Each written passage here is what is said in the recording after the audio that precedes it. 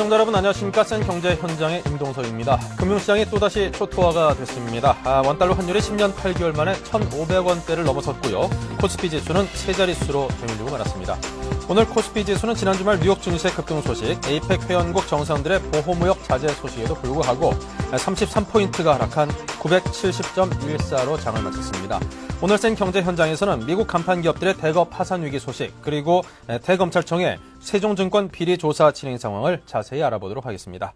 자, 먼저 미 연방정부가 시티그룹에 200억 달러를 투입하고 부실 자산에 대해서 최대 3,060억 달러까지 지급 보증을 하기로 했다고 합니다. 서울경제신문의 강동호 기자를 연결해서 자세한 소식을 정리해 들어보겠습니다. 안녕하십니까? 네, 강동호 기자입니다. 네. 자, 이 시티그룹 하면은 미국 자본주의의 상징으로까지도 불리우는 그런 굉장한 대형 금융기관인데요. 자, 미국 정부가 전격적으로 200억 달러를 투입해서 추가 지분 인수를 결정했다고 하는데, 지난달에도 250억 달러를 투입했던 걸로 기억이 납니다. 자, 아직까지 회복이 이렇게까지 지연되고 있는 이유를 어디서 찾아야 될까요? 네, 워낙 부실 규모가 커서 투자자들로부터 신뢰를 얻지 못하고 있다는 게 가장 큰 이유가 될 것 같습니다. 시티그룹의 주가는 지난주 미국 뉴욕 증시에서 절반 이상 떨어져 올 들어 90% 이상 폭락했습니다. 미국 정부가 지난 10월 7천억 달러의 구제금융 방침을 결정할 당시에도 시티그룹에 250달러가 투입됐습니다. 그러나 주가 하락이 지속되고 추가 부실에 대한 우려가 커지자 일요일인 23일 미 재무부와 연방준비제도이사회, 연방예금보험공사 등이 전격적으로 200억 달러의 추가 자금을 투입해 우선주를 인수하기로 결정한 것입니다. 아울러 3,060억 달러에 이르는 부실 자산에 대해서도 정부가 지급 보증을 해주기로 했습니다. 이에 따라 시티은행은 사실상 미국 정부가 소유하는 국영은행이 돼버렸다고 해도 과언이 아닐 듯합니다. 네, 지난 주말만 해도 시티은행의 그 매각설이 흘러나오기도 했었는데요. 자, 이렇게 매각에서 구제금융 쪽으로 방향을 급선회하게 된 배경이라도 있을까요? 네, 아무래도 시티은행의 덩치가 워낙 커서 인수자를 구하기가 어렵고 파산하거나 매각할 경우 미국 경제 전체에 심각한 악영향을 줄 수 있다는 우려가 미국 재무부 등의 최종 판단에 영향을 미친 것 같습니다.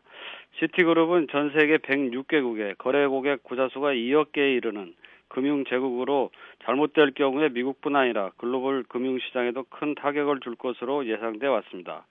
결국은 대마불사다라는 비난이 일만한 대목인데요.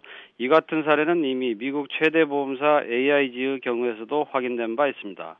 AIG는 지난 9월 850억 달러 긴급 구제금융 투입에 이어 몇 차례의 공적 자금 추가 투입으로 현재 1,500억 달러의 자금을 지원받고 있습니다. 물론 AIG도 자체적으로 내년 초까지 항공기 리스 자회사 ILFC나 생명보험자회사 알리코를 매각해 유동성을 확보한다는 계획을 추진하고 있습니다.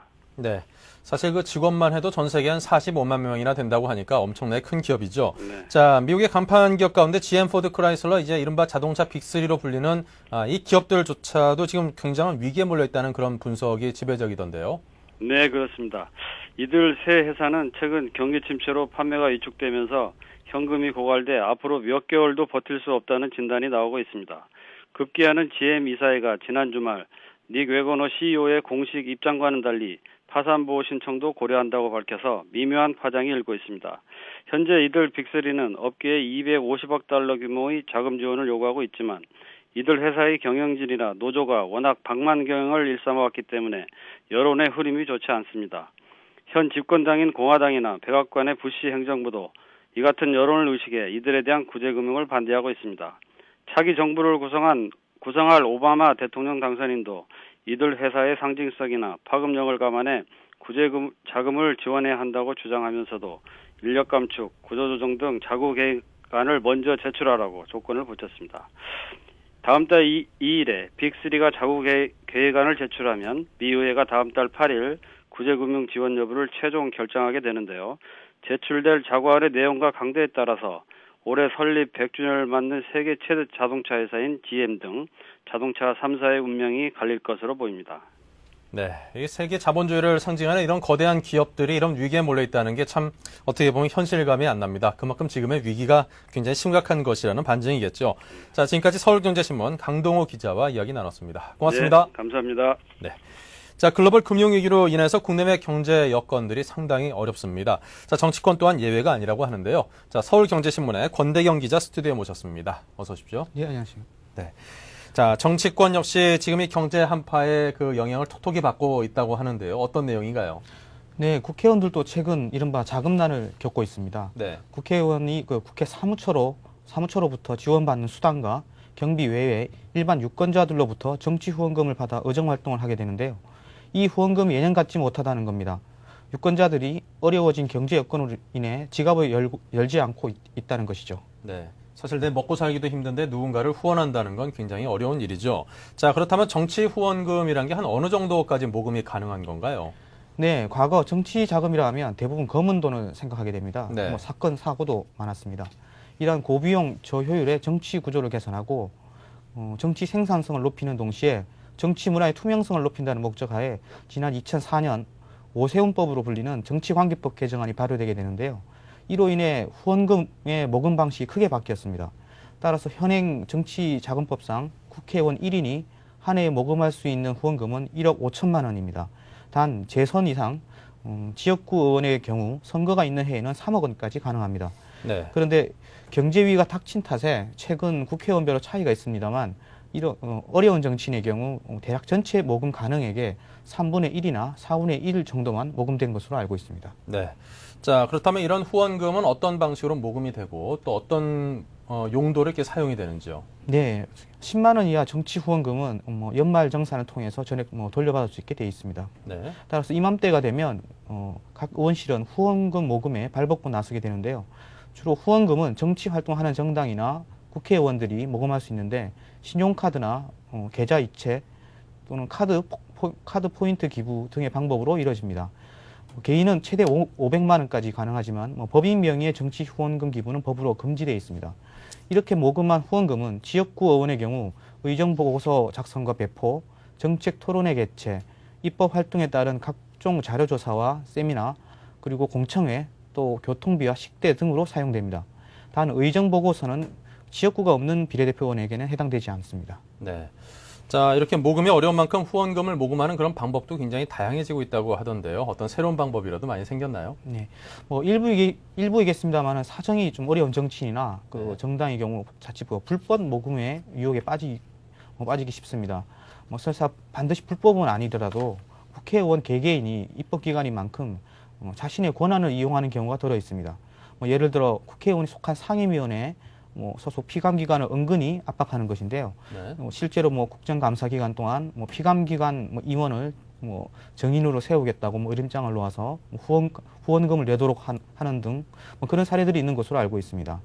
또 보좌관과 비서관 등을 통해 동원해 각자의 지인들에게 후원금 협조를 호소하기도 하고 국회의원이 직접 나서서 지역 주민과 지인을 대상으로 모금 활동을 하는 이들도 있습니다. 그리고 오히려 국회의원이 속한 상임위에 관련 이익단체들이 먼저 국회의원들에게 접근해 입법을 대가로 후원금을 내겠다고 제안하는 경우도 있습니다. 하지만 최근에 경제 한파로 후원금 모금을 포기하는 정치인들이 늘고 있는데요. 서민 경제가 어려운 상황에 괜히 손을 내밀었다가 오히려 더 큰 비난을 받을 수 있기 때문입니다. 네. 자, 그렇다면 모든 정치인들이 다 이제 사정이 같지는 않을 것 같습니다. 주머니 두둑한 사정도 많이 틀릴 것 같고요. 예. 물론 정치마다 사정이 조금씩 다릅니다. 대체로 어려운 쪽에 속하는 이들은 국회의원이지만 초선이거나 네. 또는 지역구가 없는 비례대표의원 또는 여당보다는 야당 그리고 네. 정당에 소속돼 있는 의원보다는 무소속 의원들이 비교적 더 힘든 상황입니다. 흔히 거물급 정치인이라고 할 수 있는 재선 이상의 국회의원들은 비교적 네. 형편이 나은 편인데요. 특히 올해는 4월에 선거가 있었던 탓에 재선 이상의 국회의원들 중에서는 글로벌 금융위기가 닥치기 전에 모금을 완료한 이들도 있습니다. 무엇보다 얼굴이 알려진 국회의원들에게는 든든한 후원 그룹들이 또 있기 때문에 그러한 돈 걱정에서는 비교적 자유로운 편입니다. 네, 어떤 그 정치력과 영향력에 따라서 그 주머니 사정도 비례하는 모양입니다. 자, 현행 정치 후원금 제도 개선을 요구하는 그런 목소리도 있다던데요. 네, 중앙선거관리위원회가 정치자금 기부센터를 운영하고 있습니다만 네. 아직까지 이를 아는 국민들 그렇게 많지는 않은 것 같습니다. 홍보가 시급한데요. 또 올바른 정치 문화 형성을 위해 시민의 자발적인 후원이 일단 필요합니다. 네. 이를 위해서는 가장 먼저 정치 후원에 대한 인식이 우선 바뀌어야 한다는 것이 이 정치권에 몸담고 있는 이들의 한결같은 주장입니다. 이보다 앞서 정치권이 올바른 정치 행위로 국민적 신뢰를 회복해야 후원금이 늘어날 것으로 보입니다. 네. 자, 이렇게 해서 그 정치 후원금 관련해서 지금 어떤 경제 한파로부터 결코 자유롭지 못한 정치개혁 주머니 사정에 관한 이야기까지 살짝 엿들어봤습니다. 자, 서울경제신문의 권대경 기자였습니다. 고맙습니다. 네, 감사합니다. 네, 대검찰청 중앙수사부가 세종증권 매각비리 의혹과 관련해서 정대근 전 농협중앙회장을 불러 조사 중입니다. 자, 서울경제신문 김능현 기자를 연결합니다. 안녕하세요. 예, 안녕하세요. 김능현 기자입니다. 네, 검찰이 세종증권 매각 비리와 관련해서 노무현 전 대통령의 측근들을 잇따라 조사하고 있습니다. 자, 먼저 사건 내용부터 구체적으로 정리해 주십시오. 예, 사건은 외환위기 직후인 1999년으로 거슬러 올라갑니다. 대부업계의 큰손으로 불리던 김영진 세종캐피탈 회장은 당시 부도 위기에 처한 동아증권을 인수해 세종증권으로 이름을 바꿨습니다. 김 씨는 지난 2006년 초 세종증권을 농협에 매각해 큰 차익을 남겼는데요. 이 과정에서 당시 참여정부 실세들에게 로비를 했다는 의혹이 끊임없이 제기돼 왔습니다. 검찰은 실제 로비를 주도한 사람은 김 회장이 아니라 홍기옥 세종캐피탈 사장으로 보고 있는데요. 홍 사장은 당시 노 전 대통령과 가까운 사이로 알려진 정대근 전 농협회장과 정화삼 씨 형제에게 농협이 세종증권을 비싼 가격에 인수하도록 도와달라며 돈을 건넨 혐의로 구속됐습니다. 정화삼 씨는 박연차 대강그룹 회장, 강금원 창신섬유 회장과 함께 노 전 대통령의 측근 3인방으로 불리던 인물이고 정대근 씨 역시 2000년부터 8년간 농협회장을 지내면서 노 전 가깝게 지낸 것으로 알려졌습니다. 정 전 회장은 현대차그룹에서 3억 원의 뇌물을 받은 혐의로 징역 5년을 받고 수감 중인데요. 검찰은 오늘 정 전 회장을 불러 조사했습니다. 네, 자, 그렇다면 이제 노무현 대통령의 최측근으로 불리는 그 박연차 태광실업 회장도 조사 수사 선상에 올랐다고 하던데요. 예, 그렇습니다. 우선 박 회장은 세종증권이 농협에 매각되는 과정에서 미공개 정보를 이용해 수십억 원의 시세 차익을 남겼다는 의혹을 받고 있습니다. 세종증권 주가는 농협 매각 시기를 전후해 주가가 10배 이상 폭등했는데요. 박 회장이 이때 세종증권의 주식을 사고 팔아 거액의 돈을 벌어들인 것으로 알려졌습니다. 이에 대해 박 회장 측은 미공개 정보를 이용한 사실이 없고 돈을 벌기 위해 투자한 것일 뿐이라고 반박하고 있습니다. 검찰은 박 회장을 조만간 탈세 및 증권거래법 위반 등 혐의로 소환 조사할 예정이며 박 회장 외에도 미공개 정보를 이용해 세종증권의 주식을 거래한 인물들이 더 있을 것으로 보이고 있습니다. 네. 자, 박연차 회장이 수사 선상에 올랐다는 건 이제 노무현 대통령 측근들이었던 분들께서는 조금 바짝 긴장할 수 있는 그런 일이 아닌가 싶기도 하네요. 자, 그렇다면 앞으로 검찰 수사는 어떤 방향으로 진행이 될까요? 예, 말씀하신 대로 무엇보다 세종증권 매각 과정에서 참여정부 핵심 인사들에게 로비가 실제로 이뤄졌는지가 이번 수사의 핵심입니다. 검찰은 세종캐피탈 측 로비 자금이 정화삼 씨 등을 통해 정치권에 건네지거나 또 다른 경로를 통해 로비가 이루어진 것으로 보고 수사를 벌이고 있습니다. 이와 관련해 검찰과 정치권에서는 노 전 대통령의 형 노건평 씨를 비롯해 다수의 정치권 인사들의 이름이 거론되고 있습니다. 네. 자, 지금까지 그 서울경제신문의 김능현 기자와 함께 이야기를 나눴습니다. 오늘 돈 말씀 고맙습니다. 예, 감사합니다. 네. 이어서 오늘의 경제지표를 살펴보겠습니다.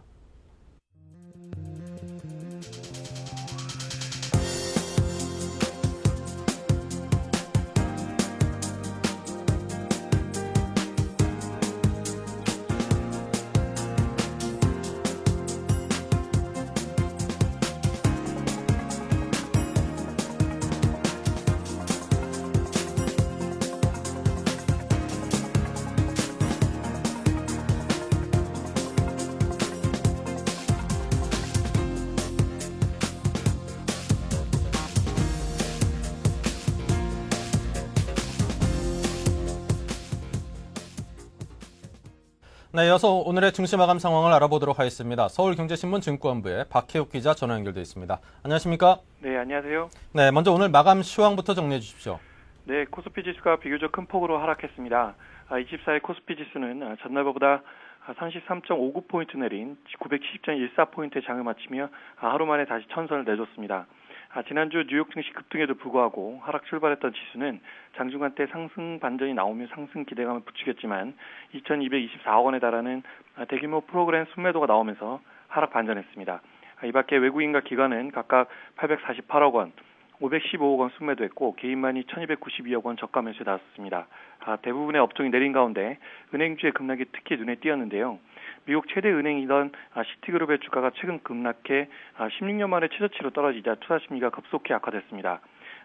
증시 전문가들은 리스크가 여전한 만큼 은행업종에 대한 보수적인 투자를 권유하고 있습니다. 네. 자, 채권 안정펀드를 놓고 증권가의 반응도 엇갈리고 있다고요?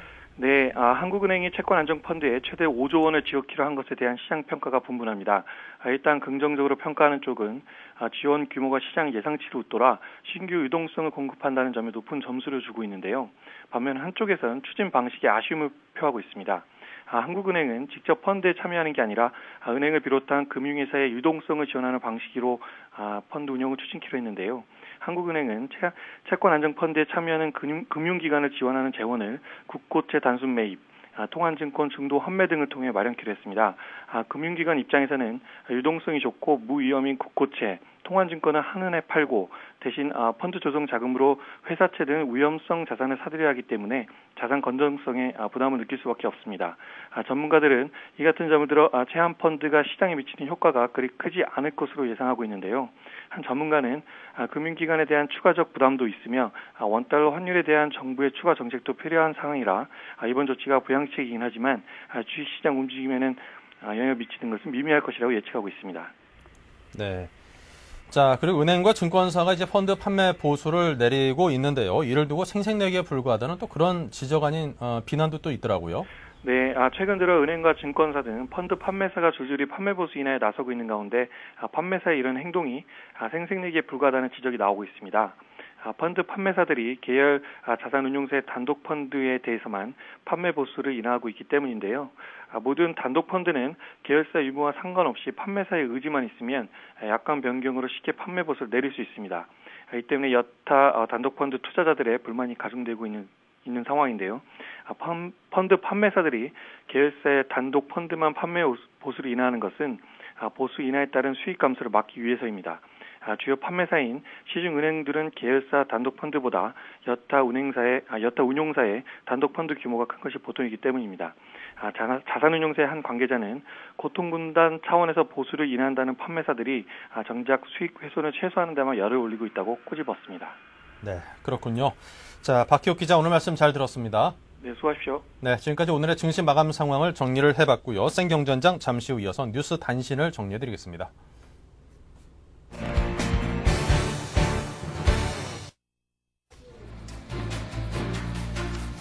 네, 오늘의 주요 뉴스입니다. 북한이 다음 달 1일부터 개성관광과 남북 간의 철도 운행을 중단하고 개성공단의 남측 상주 인원을 반으로 줄일 것을 통보했습니다. 개성공단을 제외한 기존의 교류협력 사업이 중단될 것으로 보입니다. 정부와 한나라당은 종합부동산세 과세 기준 금액을 현행대로 6억 원을 유지하되 1가구 1주택 보유자의 경우 3억 원의 기초공제를 인정해 9억 원 초과분부터 과세한다는 입장을 확정했습니다. 외환은행이 론스타의 헐값에 매각됐다고 보기 어렵다는 법원 판결이 나왔습니다.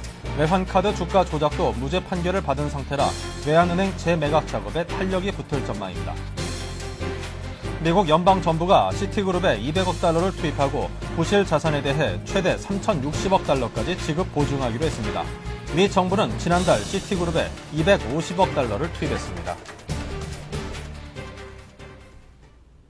네, 센 경제현장 잠시 후 증시 전략센터를 이어가겠습니다. 중국, 홍콩, 일본, 인도, 싱가포르, 한국 등 아시아 주요 국가의 증권 및 금융시장이 하루 동안 어떻게 움직였는지 궁금하십니까? 아시아 비즈니스 투나잇에서 확인하십시오. Welcome to Asia Business Tonight. I'm Susan Lee. I'm Susan Lee in Hong Kong. 블룸버그 TV 홍콩 지사에서 진행자 수잔 리가 미국발 금융위기로 흔들리고 있는 아시아 태평양 지역 주요 국가에서 발생한 하루 동안의 주식 및 금융시장 소식을 30분간 생생하게 전달합니다. 아시아 비즈니스 투나잇의 첫 자막 방송 시간은 매주 월요일부터 금요일 밤 11시입니다.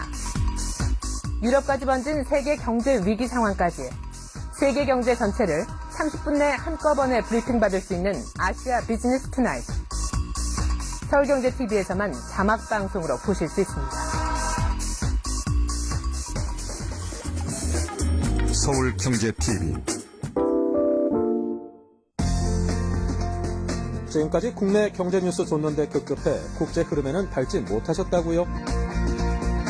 이제 걱정하지 마십시오. 세계적인 금융 및 비즈니스 정보 채널인 블룸버그 TV를 국내에 독점 방영하는 서울경제TV가 있으니까요. 국내는 물론 고급 해외 경제 정보까지 더한 서울경제 TV. Bloomberg Television.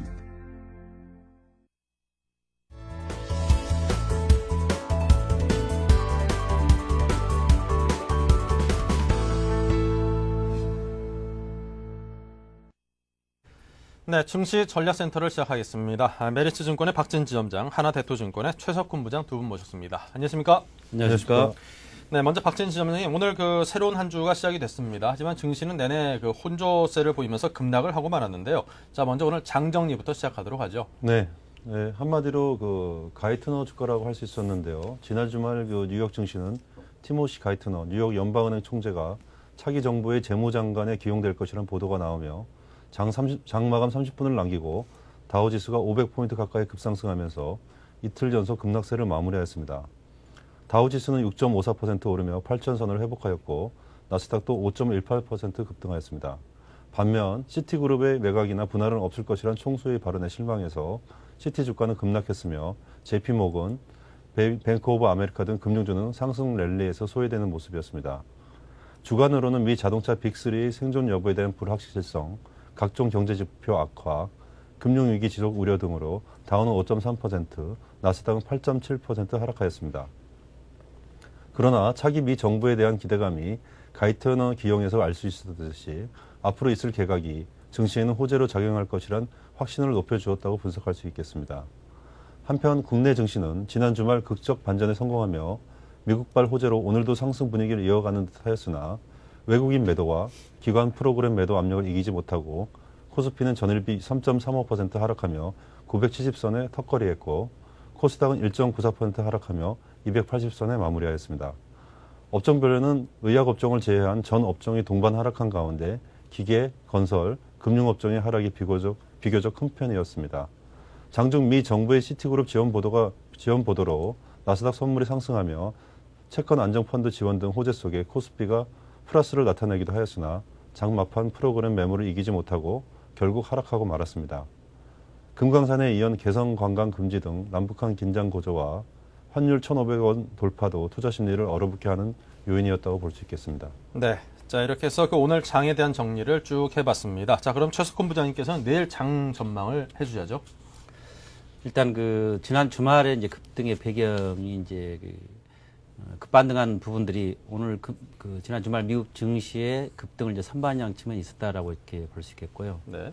오늘 하락한 원인이 아마 그러한 측면들 아까 박진님 말씀하셨던 여러 가지 요인들이 이제 가미돼 가지고 크게 하락을 했었는데 일단 지난 주말 급반등의 성격이 나름대로 의미가 있는 것 같습니다. 우선 8일간 한 200포인트 이상 하락하면서 기술적인 반등 가능성이 있었고 또한 이제 CT라든가 AIG 불확실성이 해소될 수 있는 기대감 그리고 이제 1천억에 달하는 증시 안정 펀드가 어떤 증시의 급반등을 일으키는 원인이 됐었는데 그럼에도 불구하고 이제 거기서 의미를 찾을 수 있다면은 지금 국내 어떤 경기 침체 그리고 글로벌 경기 침체 우려가 점차 확산되고 있는 상황이고 그리고 더불어서 국민연금의 주식 매수가 신규로 이제 크게 들어오기 어렵다는 그런 소식이 나왔음에도 불구하고 의미 있는 반등을 했다는 데에서는 좀 나름대로 의미를 찾을 수 있겠습니다.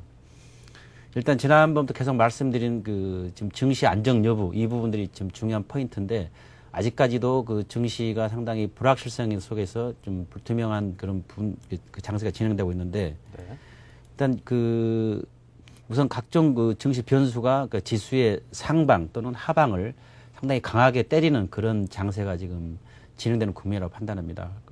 몇 가지 변수를 보면 국내적으로 본다 그러면 우선 외환시장과 채권시장 안정이 급선무라고 할 수 있겠는데 지금 정부 당국에서 특히 금융당국에서 대규모 유동성 지원이 계속되고 있고 또 한국은행에서 금리 인하가 이루어지고 있음에도 불구하고 단기 유동성 특히 회사채 시장이 상당히 경색되고 있습니다. 이 부분들은 아직까지 상당한 시간이 필요할 걸로 보여지고요. 특히 외화 유동성 부분도 지금 환율이 오늘 1,500을 넘어서는 그런 모습을 봤을 때 단기간 좀 지속되지 않냐 하는 그런 우려감이 나타나고 있습니다. 두 번째로 이제 대주단 협약, 건설사들의 대주 협약 가입 문제, 그리고 최근 일각에서 대두되는 조선사, 중소형 조선사들의 구조적 문제가 이제 있는데 이러한 부분을 또 빨리 빠른 시일 내에 그리고 어떤 일관적인 처리가 필요한 그런 부분이거든요. 이제 이 부분도 상당히 지금 모호한 방향성을 띠고 있다 이렇게 볼 수 있겠습니다. 네. 그 해외 쪽도 마찬가지로 GM이라든가 CT 이런 문제가 계속 나오고 있는데 특히 GM 같은 경우는 그 계륵에 비할 수 있는데 이게 회생이 되든 뭐 파산이 되든 간에 그 증시에 미치는 충격은 상당히 클 걸로 지금 판단하고 있습니다. 반면에 이제 한중일 통화 수합 확대 방안이라든가 그리고 미국 중심의 그 경기 부양책 이런 부분들은 앞으로 증시를 그 상당히 좀 안정시킬 수 있겠는데 특히 미국의 그 증시 부양책은 이제 감세 그다음에 고용 창출에 포커스를 맞추고 있는데 250만 개 일자리 창출 그리고 3천억 불에 따른 경기 부양 이런 부분들은 경우에 따라서 단기적인 그 반등 가능성을 이끌 수 있는 그런 요인이라고 할 수 있겠습니다. 그러니까 수급 쪽에서 보면은 지금 10월 이후로 그 11월 달 와서는 외국인 매도가 상당히 많이 둔화된 그런 상황입니다. 이 부분들은 이제 환율하고 영향이 있겠는데 환율이 이제 상승하면서 국내 주식의 저가 메리트가 이제 나타나고 있고 그동안 그 증시에 큰 매물로 작용했던 헤지 펀드들의 어떤 급매물이 그 급매물 청산이 마무리 단계에 들어가고 있지 않냐 이렇게 파악이 되고 있습니다. 기술적 측면에서 보더라도 지금 지난 그 10월 달하고 근본에 나타난 그 지수가 이중 바닥형 패턴을 띌 가능성이 있고 거래량이 증가하면서 지금 그 20일 이동평균선이 우상향으로 틀고 있는 상황입니다. 그래서 이러한 부분들을 속에서 5일 이동평균선을 돌파해 준다면 단계적인 반등도 가능하다.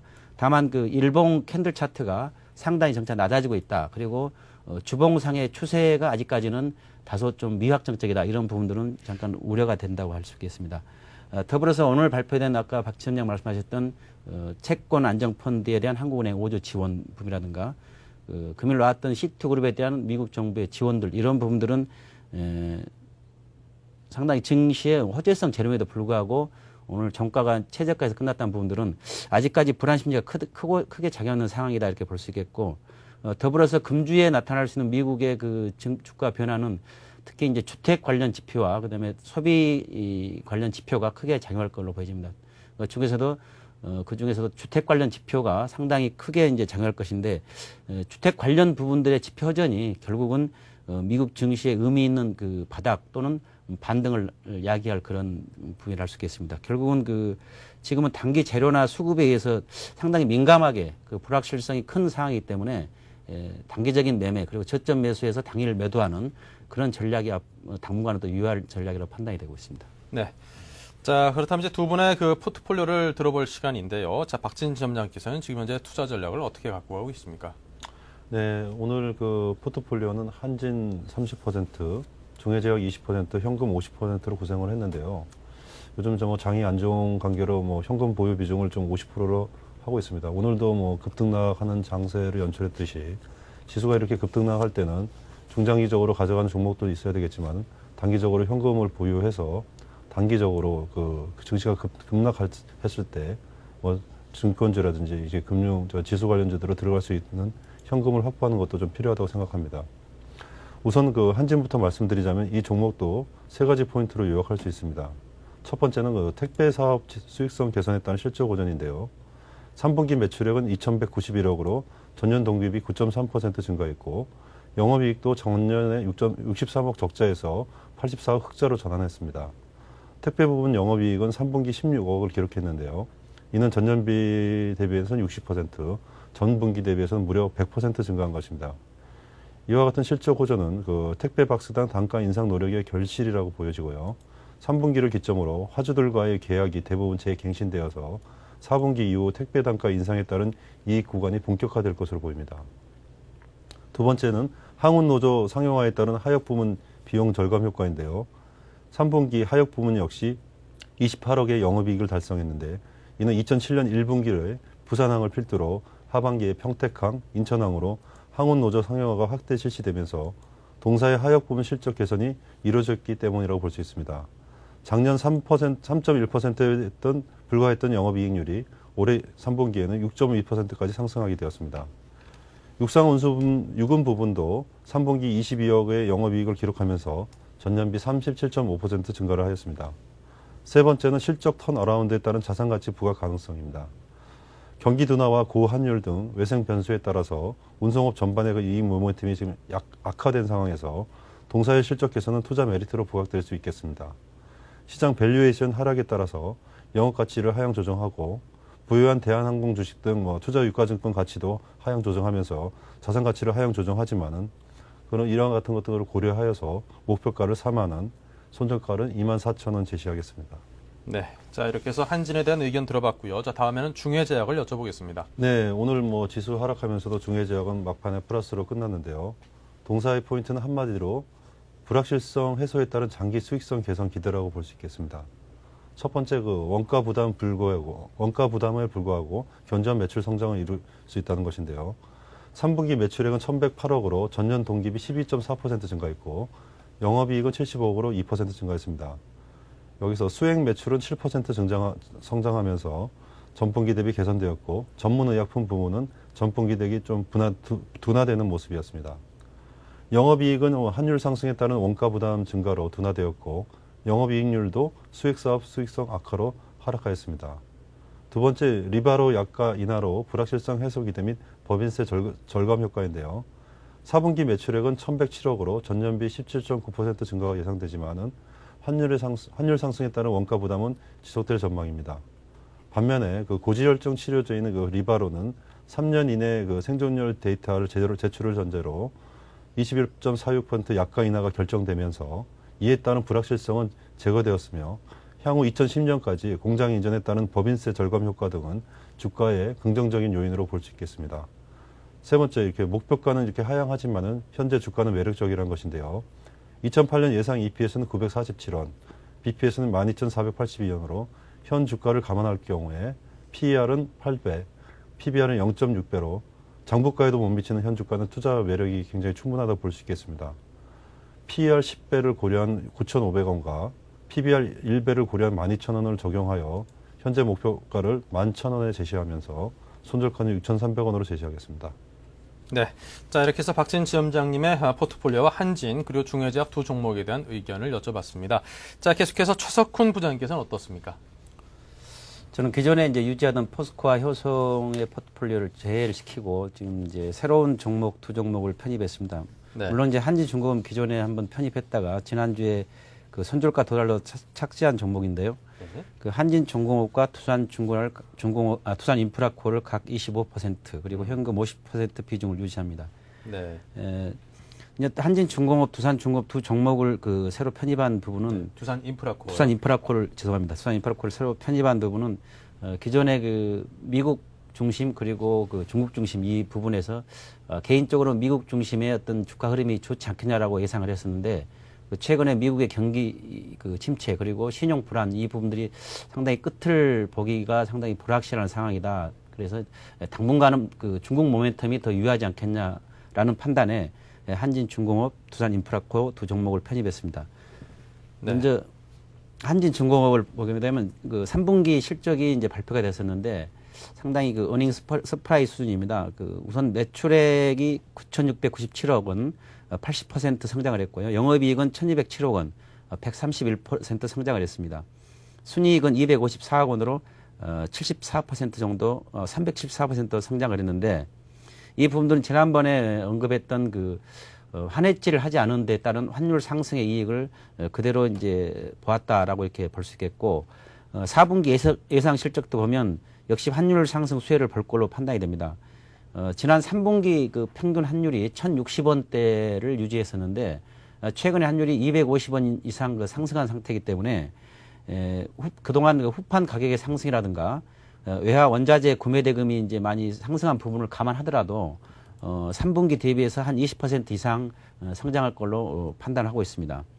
역시 한진중공업의 매력은 환율 상승 이익이 어느 정도까지 이제 흡수할 수 있느냐 이런 부분이겠는데 이 부분들은 계속 관찰해야 될 부분 같고요.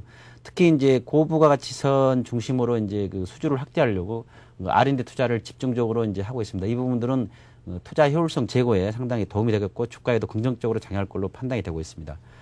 지난번 목표가에서 3,000원 15% 하락한 목표가격 25,000원 그리고 선절가는 16,500원을 제시합니다. 네. 자, 이렇게 해서 한진중공업 그리고 또 두산인프라코에 대해서 두산인프라코는 잘 아시겠지만 건설 장비라든가 공작기계, 중장비, 디젤 엔진, 지게차 이런 부분을 좀 망라한 국내 그 최대 정확기계 생산업체입니다. 네. 특히 이제 굴삭기 같은 경우는 국내뿐만 아니고 중국에서도 마켓 쉐어 1위를 이제 하고 있는 업체인데요. 예. 작년에 이제 글로벌 그 경영을 일환으로서 그 컴팩트 장비 부분인 그 미국의 바켓을 인수했습니다. 그러니까 이 부분이 상당히 이제 그동안 그 글로벌 경기 침체 영향으로서 네. 그 실적이 둔화되고 거기에 따른 재무 부담을 키우는 그런 상황이었는데 이런 부분들도 이제 그 최근에 중국이 경기 부양책을 발표하면서 그 두산 인프라코어의 건설 중장비 수요가 상당히 클 걸로 보여집니다.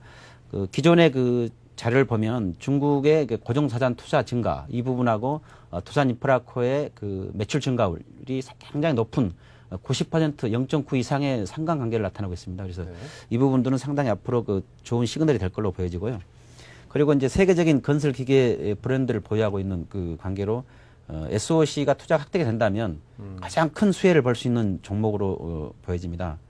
그리고 이제 상반기 상당히 양호한 매출 그리고 영업 실적을 나타냈는데 그게 비해서 외화 관련 손실 그리고 지분법 손실이 비교적 크게 나타났습니다. 그래서 단기 순이익이 다소 이제 감소한 상태였는데 최근에 그 구조조정 일환으로서 그 주력 사업 특히 이제 방산 부분이라든가 그리고 한국 항공 우주 산업 지분 매각 그리고 여의도 사옥 매각 이런 부분들로 이제 인해 가지고 차입금을 줄이면서 재무적인 리스크에서 상당히 벗어날 걸로 보여집니다. 이 부분들이 진행되는 여하에 따라 가지고 상당히 그 모멘텀을 줄 걸로 이렇게 판단이 되고 1차 목표 가격을 15,000원, 2차 목표 가격은 17,500원을 제시하면서 더불어 손절 가격은 10,000원을 제시합니다. 네. 자, 이렇게 해서 최석훈 부장의 포트폴리오까지 들어봤습니다. 한진중공업과 두산인프라코어, 그 과거의 그 대우종합기계가 이름이 바뀐 거죠. 자, 이 두 기업에 대한 의견까지 들어봤습니다. 두 분 도움 말씀 고맙습니다. 감사합니다. 네, 잠시 전하는 말씀 듣고 센 시장 분석을 이어가겠습니다. 중국, 홍콩, 일본, 인도, 싱가포르, 한국 등 아시아 주요 국가의 증권 및 금융시장이 하루 동안 어떻게 움직였는지 궁금하십니까? 아시아 비즈니스 투나잇에서 확인하십시오. Welcome to Asia Business Tonight. I'm Susan Lee. I'm Susan Lee in Hong Kong. 블룸버그 TV 홍콩지사에서 진행자 수잔 리가 미국발 금융위기로 흔들리고 있는 아시아 태평양 지역 주요 국가에서 발생한 하루 동안의 주식 및 금융시장 소식을 30분간 생생하게 전달합니다. 아시아 비즈니스 투나잇의 첫 자막 방송 시간은 매주 월요일부터 금요일 밤 11시입니다. 유럽까지 번진 세계 경제 위기 상황까지 세계 경제 전체를 30분 내 한꺼번에 브리핑받을 수 있는 아시아 비즈니스 투나잇. 서울경제TV에서만 자막 방송으로 보실 수 있습니다. 서울경제TV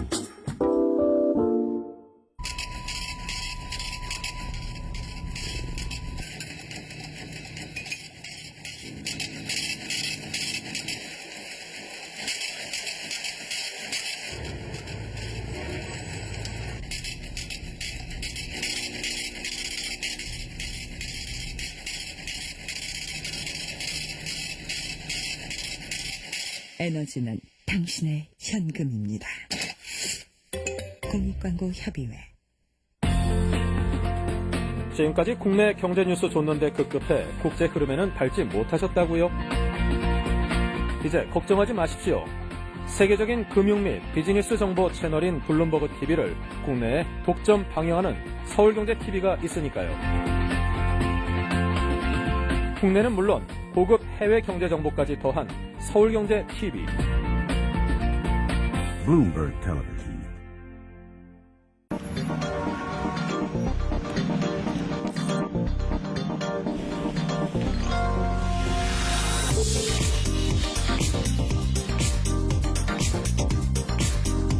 블룸버그 TV 국내 독점 채널 서울경제TV.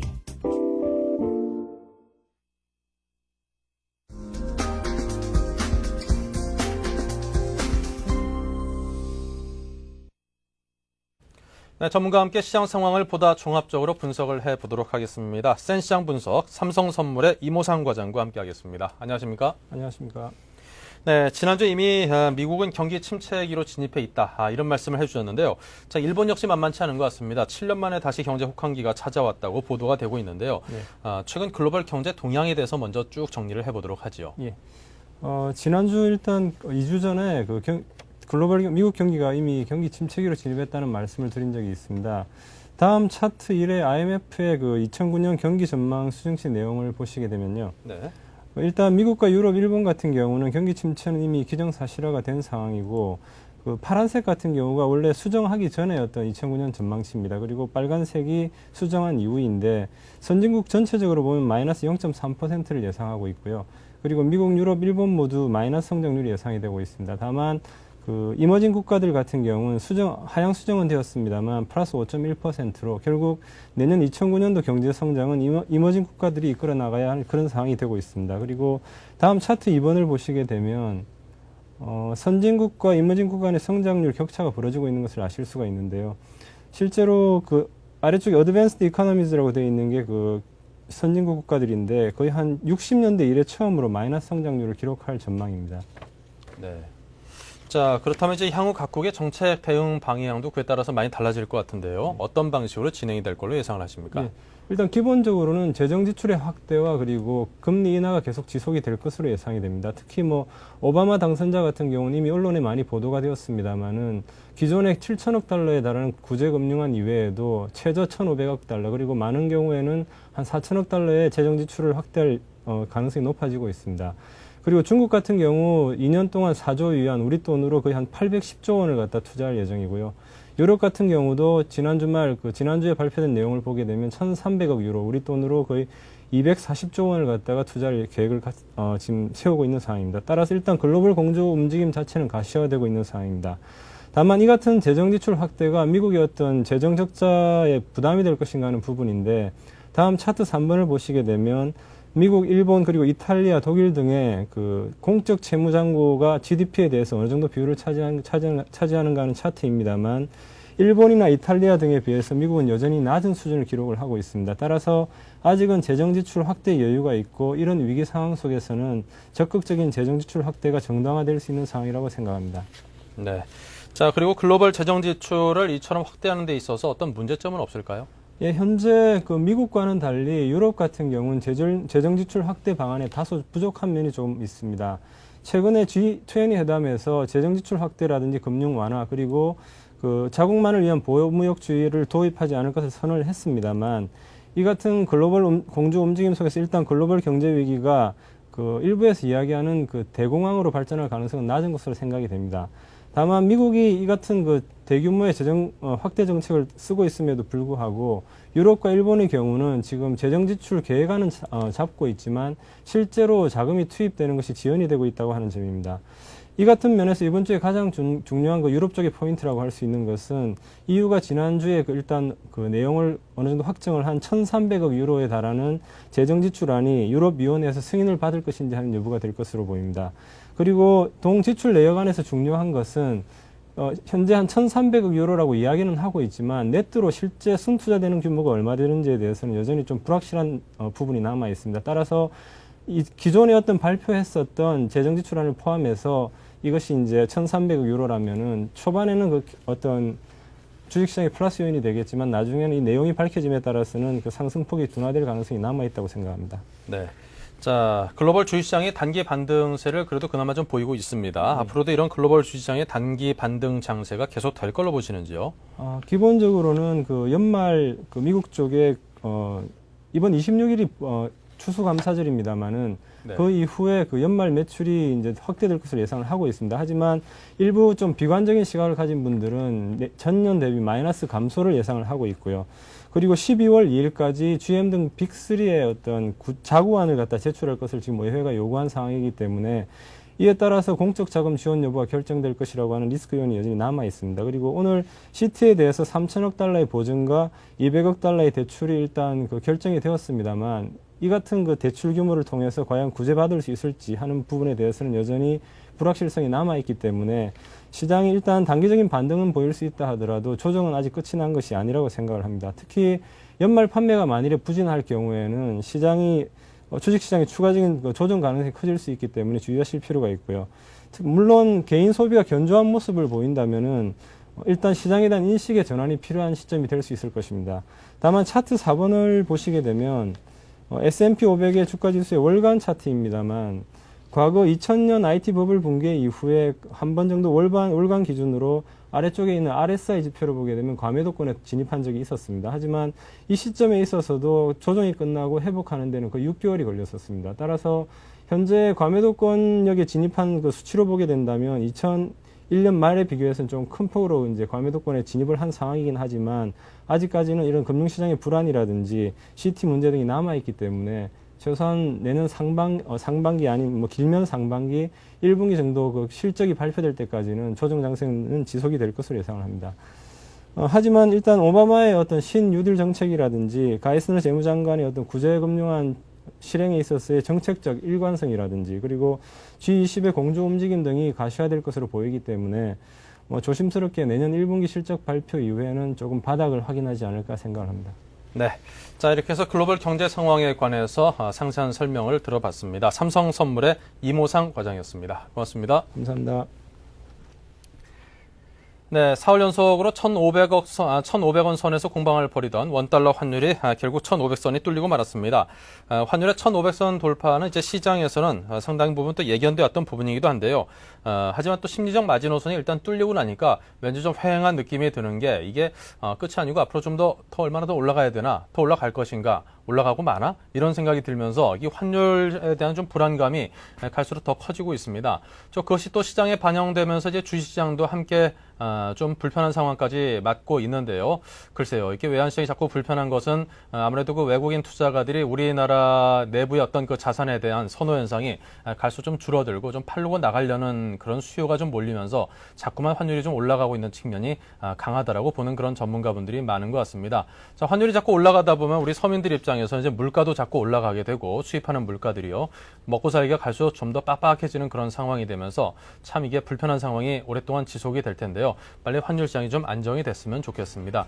그나마 좀 유가가 한 130불, 뭐 120불 이렇게 하다가 지금 이제 40달러대로 내려앉은 것이 그나마 소비자 물가를, 서민들의 물가를 그나마 좀 부담을 덜어주는 그런 효자 노릇을 톡톡히 하고 있습니다. 이 상황이라도 좀 계속 좀 오래 가줬으면 좋겠습니다. 자, 생경제 현장 오늘 준비한 내용 여기서 마치고요. 저희는 내일 다시 찾아뵙도록 하겠습니다. 고맙습니다.